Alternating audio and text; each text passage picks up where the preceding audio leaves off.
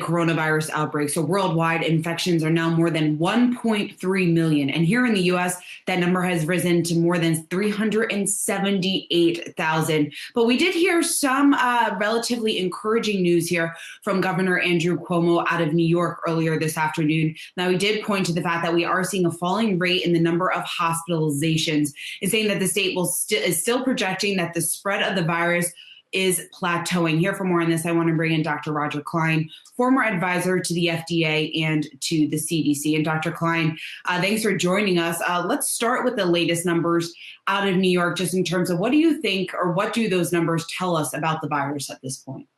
Yeah, thank you, Seana. I think we're getting a hold of it, and it's continuing to spread. I mean, we really don't fully understand the extent of the infections versus the cases. But I think what we're seeing is a leveling off of cases in the seriously infected, which is key. It's critical.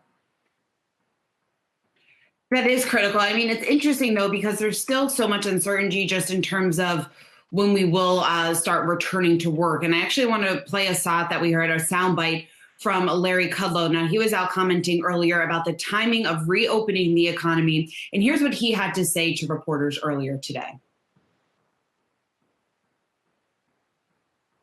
There's some very early evidence of some flattening out. Now, I can't proclaim that. It's not my area. We'll wait for Ambassador Birx and Tony Fauci and others.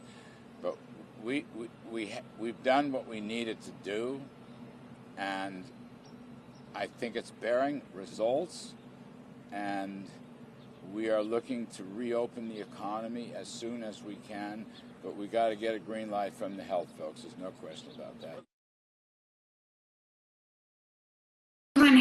How are we going to know when it's time to reopen the country? How do we gauge that at this point? Yeah, so I look at this somewhat differently. I think it's more of a nuanced approach. What we need to do is start in a targeted way, improving and opening people's workplaces based upon the situation that's happening. What we're seeing now is an epidemic that's still largely confined to the New York metropolitan area, which has over 40% of the cases and 40% of the deaths. So what was projected and what people were fearing isn't happening around the country, although we've had some outbreaks in cities like Detroit and New Orleans. Largely, what we feared isn't happening. We're not seeing this huge exponential explosion in cases across the country. Dr. Klein, there was a great piece in the New York Times today, and it was talking about reopening the economy and how testing is one of those key things that were discussed and when we could potentially reopen the economy. Where do we stand on testing at this point? Is enough being done? So we're doing well. Of course, we can always do more. But what's really great is that we've got some new tests online that we can do at the point of care. And what we're learning to do, and what I think is going to happen, this isn't an on and off thing. What's going to happen is we're going to treat this like other diseases. Patient comes in, they get a test. We understand right away whether or not they have the virus or not, and then they've got to be isolated and managed accordingly, and we can handle their contacts, et cetera. But I think, so we've had an explosion. We're doing a great job in testing. And one thing that was really nice was CDC today announced that they're doing what's called serology testing. So they're doing some epidemiologic studies that are going to help us better understand what this virus really is. We still don't know how many people are infected. We don't understand its course. We don't really understand its transmissibility. And once we have better data, we'll much better be able to manage the disease, just as we do influenza and other respiratory viruses. Dr. Klein, is antibody testing, is that a key here just in terms of trying to determine who has already had it and who could be safe to return to work at this point? Yeah, so it has two purposes. The latter purpose in terms of who can return to work, that's very important. People who have antibodies are probably immune, certainly in the short term.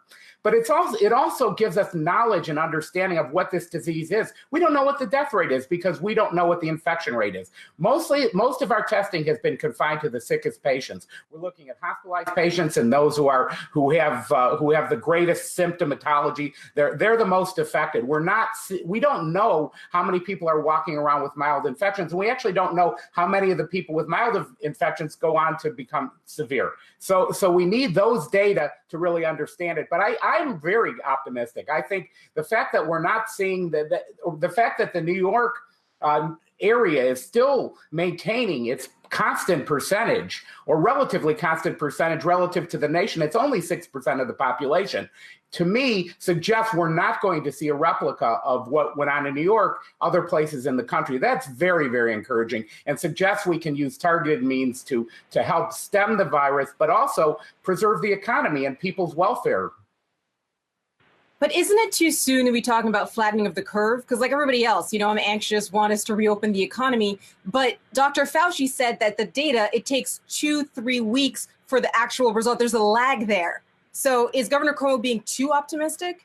I think New York, every place has to be handled differently. I think New York, it's right for him to be optimistic. I also think there's not one curve.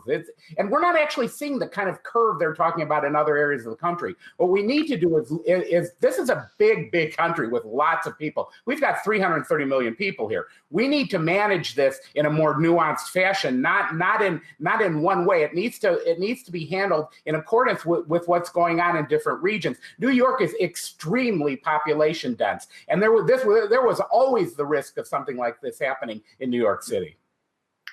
Dr. Klein, quickly, I want to ask you just about treatments. Are we any clearer on what works on this virus? We had Dr. Zeke Emanuel on their show yesterday, and I asked him about the hydroxychloroquine, and he was basically saying that it is not the silver bullet that it might be painted out to be at this point by some people. Yeah, so we don't. What we have is a safety profile that suggests it's definitely worth trying because we have a lot of reports that it may be working. Is it a silver bullet? Maybe not. I don't know whether it works or not. It seems to me that the balance favors it. What we really need are unbiased studies that compare it to people who get the treatment who don't and see how it works. But I would say there also aren't data for these extreme social distancing measures. So the risk to the economy and the risk to the economic lives of ordinary Americans is very, very severe right now. We're talking about unemployment rates projected at 20% or more. So again, we need to sort of step back and realize we don't have a lot of data for anything we're doing right now, but we've got a lot of drugs in the pipeline. Remdesivir looks very promising. I think we're doing a great job. It's just going to take a little time. Hey investors, Zach Guzman here. Are you interested in learning more about the markets and getting the latest financial news? Well, then click right here to subscribe to our Yahoo Finance YouTube channel. Get the latest up-to-the-minute market analysis, big interviews in the world of finance, and information on how to manage your money every day wherever you are.